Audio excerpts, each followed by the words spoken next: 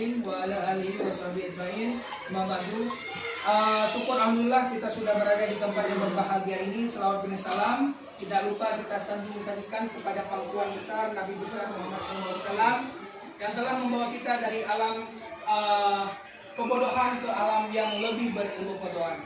Penghormatan saya kepada Ibu Kepala Sekolah beserta dengan wakil dan juga kepada teman-teman staf guru yang saya bahagiakan. Alhamdulillah, sekarang saya akan mempresentasikan masalah rencana tindak lanjut saya, yaitu program GBES. Apa itu GBES? Gerakan Bersih Sekolah. Di mana gerakan ini tujuannya untuk memberikan pemahaman kepada peserta didik kita tentang kebersihan. Kemudian di sini kebetulan saya berada dalam program PKG PJOK angkatan 2 kelas 1.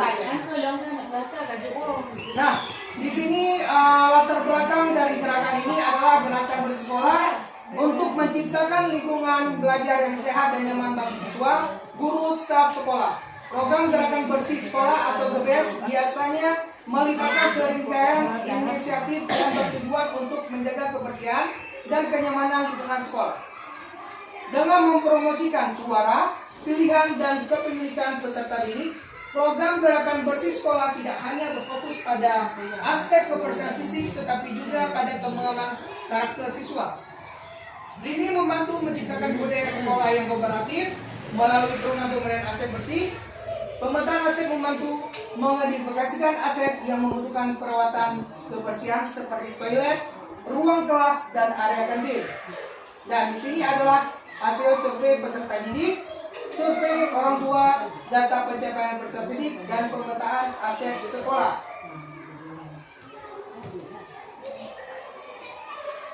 Dan ibu-ibu sekalian, di sini kita masuk ke tujuan program. Di sini tujuan programnya kita ada 3 aspek yang kita nilai. Yang pertama untuk lingkungan bersih, peserta sehat, dan saling menghargai. Ya, tujuannya apa? Tujuannya menciptakan lingkungan sekolah yang bersih, sehat, dan nyaman, di mana setiap peserta didik merasa dihargai dan berperan aktif dalam menjaga kebersihan sekolah. Ya. Kemudian tujuannya untuk menciptakan budaya sekolah yang menghargai kebersihan dan kesehatan, serta pengembangan karakter peserta didik yang peduli terhadap lingkungan. Masuk lanjut. Konteks program yang akan dikembangkan bisa disesuaikan untuk memenuhi kebutuhan dan memaksimalkan potensi ada dalam sekolah atau komunitas belajar, yaitu karakter sekolah, 2 aset yang ada, 3 komunitas belajar. Oke, kita masuk ke pencapaian, langkah-langkah dan hasil yang diharapkan untuk tiap tujuan. Pencapaiannya, peserta didik aktif menyuarakan pendapat dan ide terkait kebersihan sekolah, meningkatkan kesadaran dan partisipasi siswa dalam menjaga kebersihan lingkungan sekolah. Kemudian langkah-langkahnya, forum diskusi rutin, kemudian kelompok kerja siswa. Hasil yang diharapkan terciptanya lingkungan sekolah yang bersih dan nyaman berdasarkan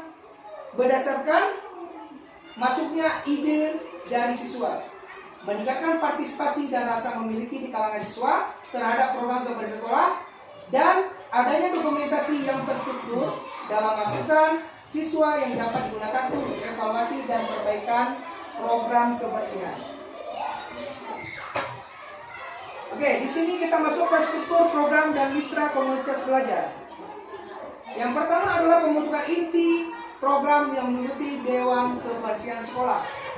Ya, apa itu Dewan Kebersihan Sekolah? Meliputi koordinator kebersihan dan kelompok kerja siswa.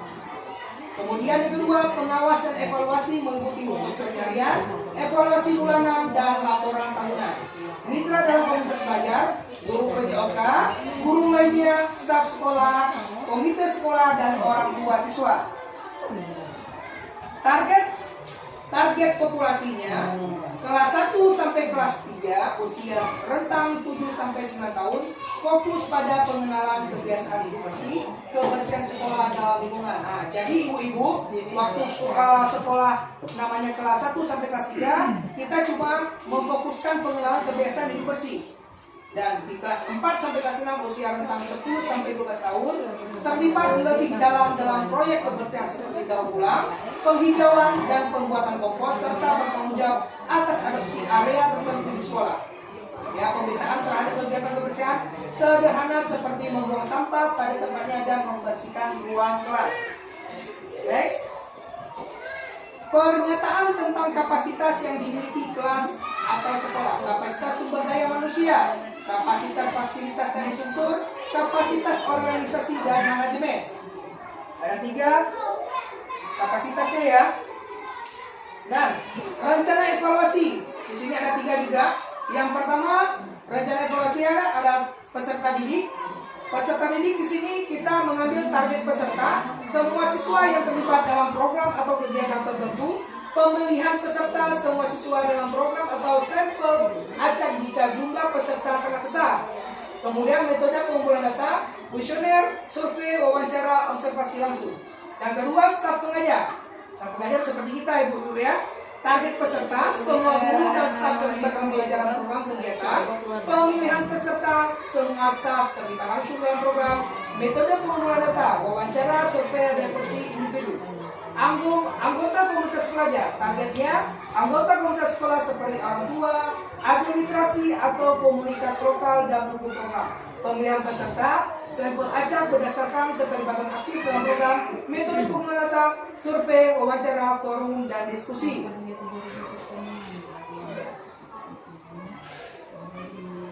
Oke, di sini ada proses pelaksanaan evaluasi, perencanaan, pengumpulan, analisis data, dan tindak lanjut.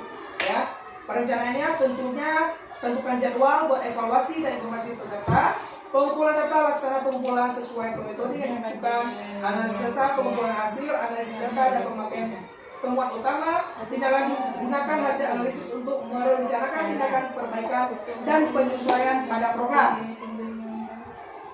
Oke, kemungkinan tantangan.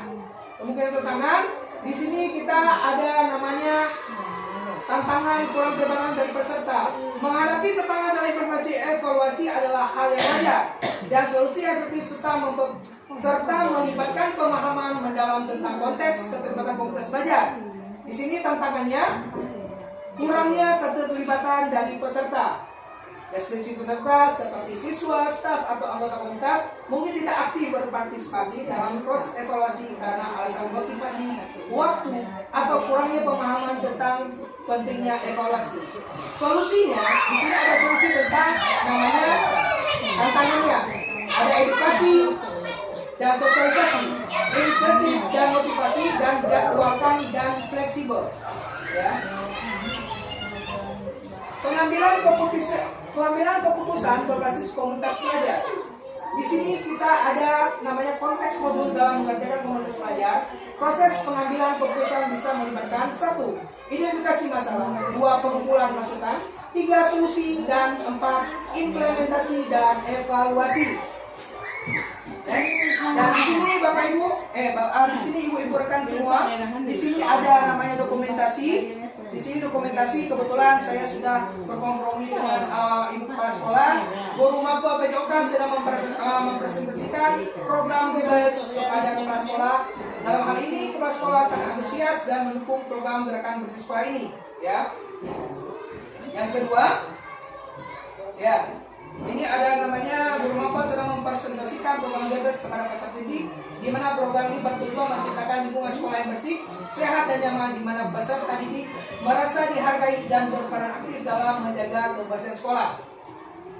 Langsung. Gambar selanjutnya, Guru Maba sedang mempresentasikan program bebas kepada staf pengajar beserta guru agar terlibat aktif dalam program yang telah disepakati. Kemudian gambar kedua, ibu kepala sekolah memberikan arahan kepada seluruh staf pengajar guru agar aktif bersama-sama dengan siswa, saling menghargai dan berperan aktif dalam menyusun menyesuaikan program gerakan bersih sekolah atau bebas ini.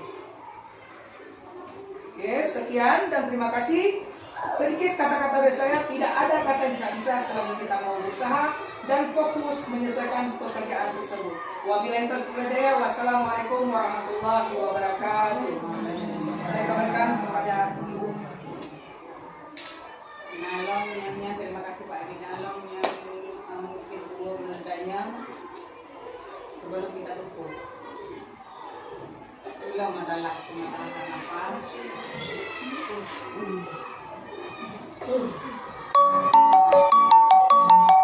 Galing.